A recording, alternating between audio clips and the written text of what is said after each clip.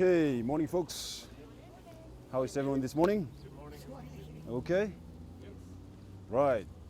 My name is David, your pilot today. Okay? What we'll do now, we will go to the balloon for a briefing. Okay? But before you do that, there's two things you need to know. Number one, no smoking from now on. Okay? Number two, no weapons, please. Follow me, please.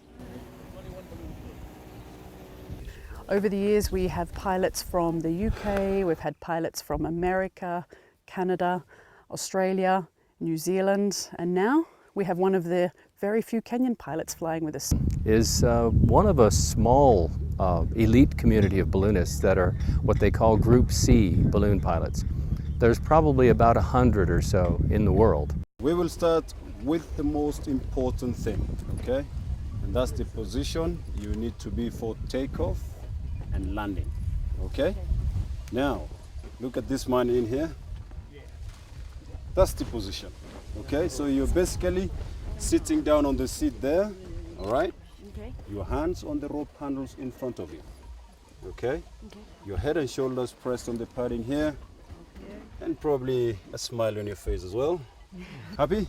Yes. Any questions so far? Very good. I get up every day about around 4:30 in the morning. Then it takes me about 1 hour to get myself ready. And then after that, get in the car, we drive down to the takeoff site.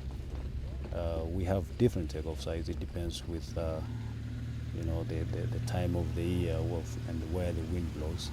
When we come to a complete landing, nobody gets out until I say it's okay to do so. All right? During that process, we also insist nothing loose around your neck and nothing on the back. Okay? All the luggage should go on the floor between your legs. The reason for that is sometimes here when you come into land, we have wind speed. So the basket comes, touches the ground, bounces, tips over the way it is, drags and comes to stop. That's the worst case scenario. It doesn't happen often, but can happen. You must be ready for it, okay? Once I get there in the morning, I go to my aircraft and I check the balloon. We do what we call the pre-flight checks. Make sure all the tanks got enough fuel, make sure all the cables are hooked properly, make sure there's no leaks on the connections to the tanks, and then all the anchor points, make sure all the quick relays that are attached onto the trailer are all hooked up. And then after that, I instruct my crew to start up what we call the cold inflation.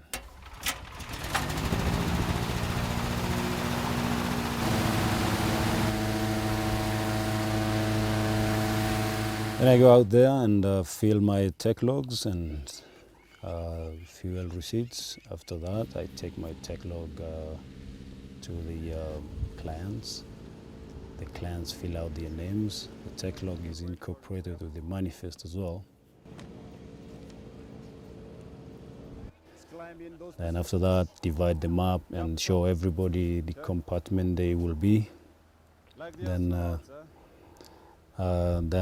we prepare for hot inflation. So I inflate the balloon, stand it up, and then I'd ask my passengers to get on board. We've got staples on the sides. Sometimes when we think it's a little bit breezy, we do what we call the preloading. I put my passengers in first before I start the hot inflation.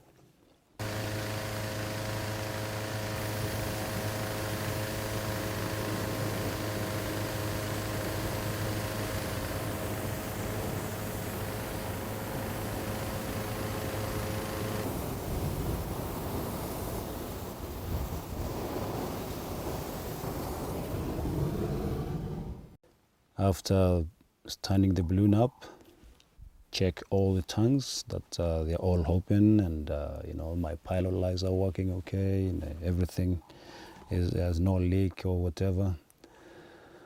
And then we lift off.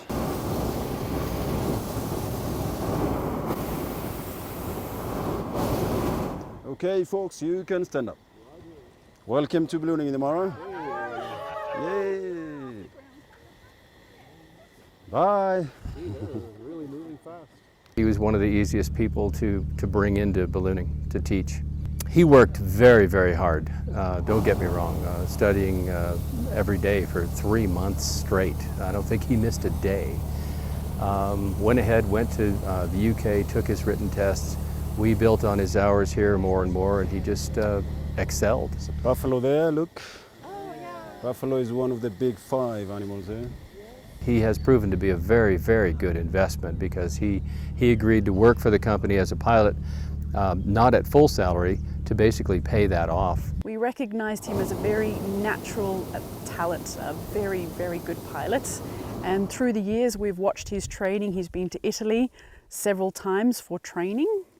He's been to England also for some maintenance training provided by the company. And about approximately 4 years ago, he became a commercial pilot here in Kenya. Even since I joined the company, I loved my job. I loved whatever I did.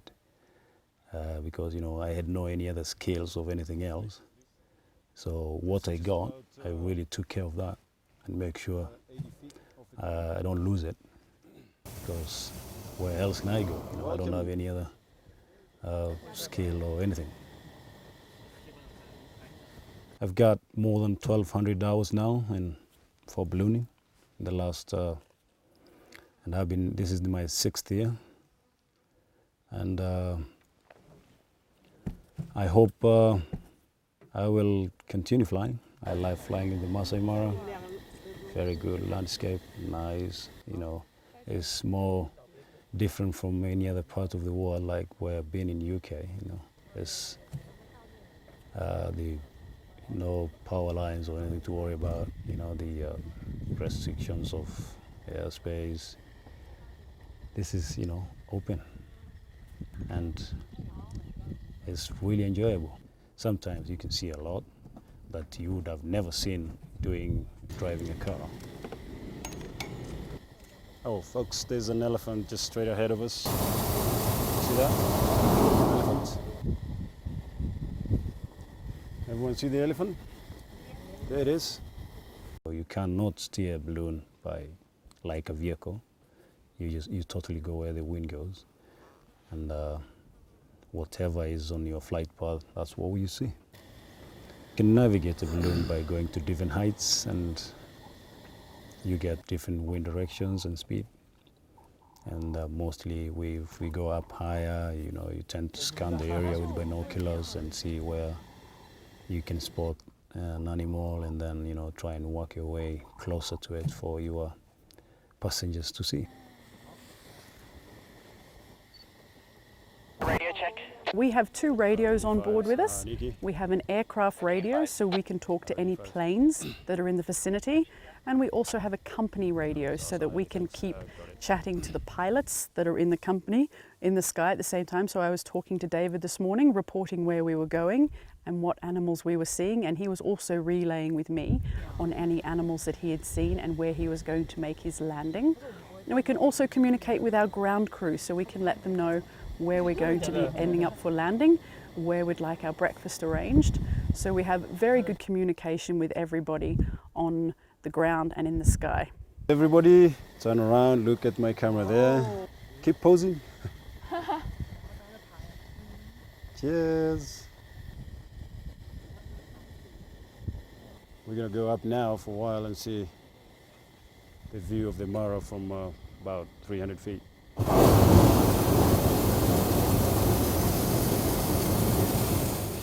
So this is how we choose our speeds, by going to different heights. Yeah. What we do is actually, for directions, we go to different heights, and then different heights you got different wind speeds and directions. But right now we're heading west to the main Mara River, which is the usual direction that we take most of the time. Oh, there's a giraffe down there. See the giraffe? There. On the road, there. After lift off about half an hour, then 15 to half an hour, we're pretty sure of the direction we're going. So by then, we call our crew chief and tell them where to put the breakfast.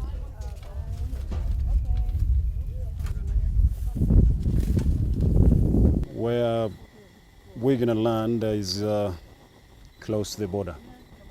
That's where the Mara River goes into Tanzania. That's where we land. We can't go to Tanzania. David and I talked on the radio and agreed that with the wind conditions that we had on this particular morning, we would able to land at a particular spot. And sure enough, after 1 hour, we used the winds that were available. Our crew were there. We had called them up immediately when we decided on our landing spot. They were all there on landing and we landed right with them. It was perfect. Okay, folks, I want you to start preparing for landing. Please start packing away your things.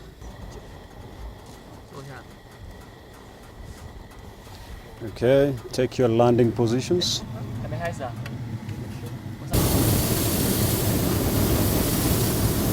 Okay, folks, here we go. Hold on.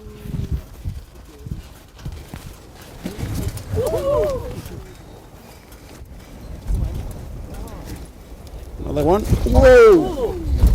Termite mounds. Ready for that? Okay.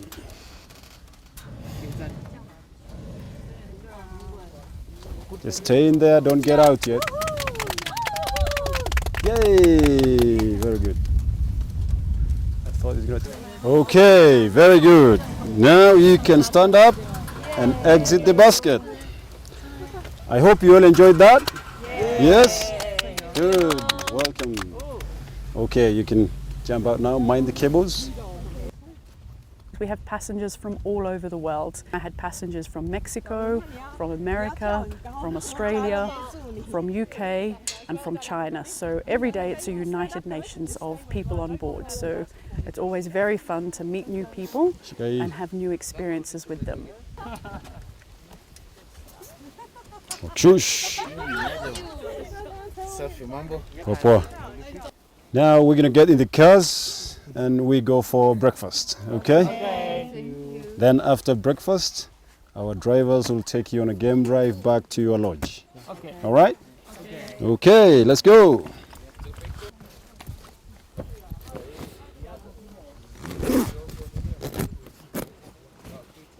Right.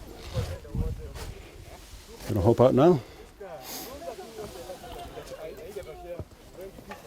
Okay. Amazing. It was first time on a balloon. So, and the pilot was superb. The crew is fantastic, and the landscape is beautiful. It was like nothing else I've ever done. It was totally amazing. It was my first time too. It was just beautiful. He was very good. And the landing was smooth. You wouldn't even know you were in a balloon. 1, 2, 3. Jamo. Very good. Okay. I've known David for a very long time, and he's just brilliant. I mean, he's one of our Kenyan pilots, and it makes me feel very proud to be a Kenyan.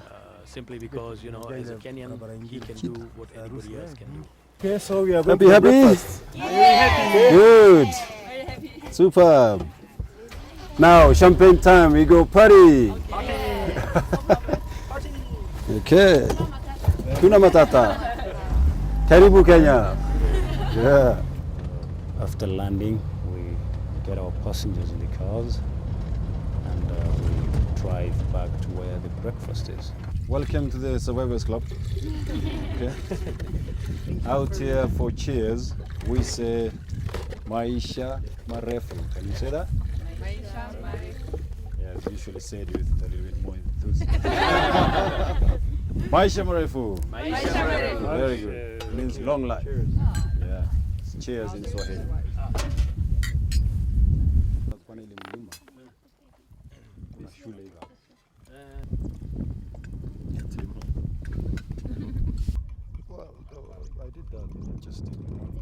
Things don't just come to you. You have to work for them. And he definitely earned his stripes. Those 4 bars that he's wearing when he flies. He's earned them. I started as a crew from the very bottom of, level of the company. After a couple of years doing crewing, and trained to become a driver. In 1993, I obtained my driving license, and then became a driver for the company. I started driving the tractor. Drove the tractor first, then after that, they gave me a car. I started driving a car, carrying breakfast stuff, and following the balloon, driving the pilot's car, follow the balloon wherever it lands, and after that, follow them up and take them back on 2 game drives back to the lodge that I picked them up from. So did that for a while, and then in 1997, I got my first promotion in company as an assistant crew chief. So I did the crew chief job, and assistant crew chief job, until 2004. 2004, I became the crew chief of the company, and I stayed doing that job until 2007. In 2007, another promotion of becoming the maintenance personnel of the company in Department of Balloons. I enjoy watching him. He's a beautiful pilot to watch. He's very, very talented. He's such a natural ability. You don't see so many pilots in the world that have such a natural gift. Before I came to Kenya, I heard a lot of dangers about the balloon. I think it's some dangers about Egypt, because they mentioned that there was happen maybe explosion. So I